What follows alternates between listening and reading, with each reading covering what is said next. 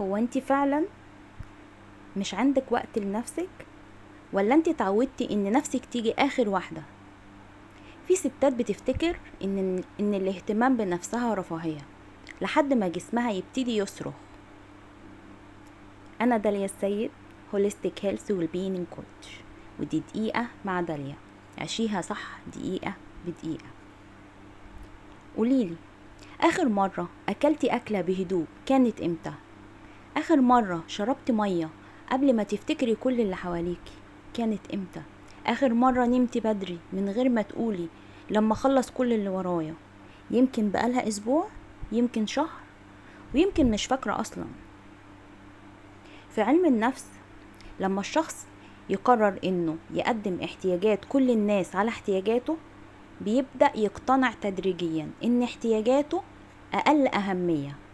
ومع الوقت الإهمال ده بيظهر في الجسم في صورة تعب، في توتر، أكل على السريع، نوم قليل، وطاقة بتخلص قبل ما اليوم يخلص.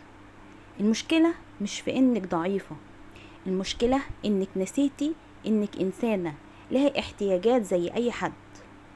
عشان كده الاهتمام بصحتك مش رفاهية. لما تشربي مية أو تاكلي وجبة متوازنة أو ترتاحي شوية، انتي مش أنانية، انتي بتحافظي على نفسك علشان تعرفي تكملي. النهاردة اعملي حاجة واحدة بس لنفسك، حتى ولو 5 دقايق. اشربي كوباية مية بهدوء، او حاجة سخنة بتحبيها، او حاجة ساقعة بتحبيها، واقعدي في مكان هادي. خدي نفس عميق واسألي نفسك، انا محتاجة ايه دلوقتي؟ واكتبيلي في التعليقات ايه اخر حاجة عملتيها لنفسك من غير احساس بالذنب. وافتكري، لما تهتمي بنفسك انتي مش بتأثري في حق اللي حواليكي، انتي بتقوي نفسك عشان تقدري تكملي معاهم.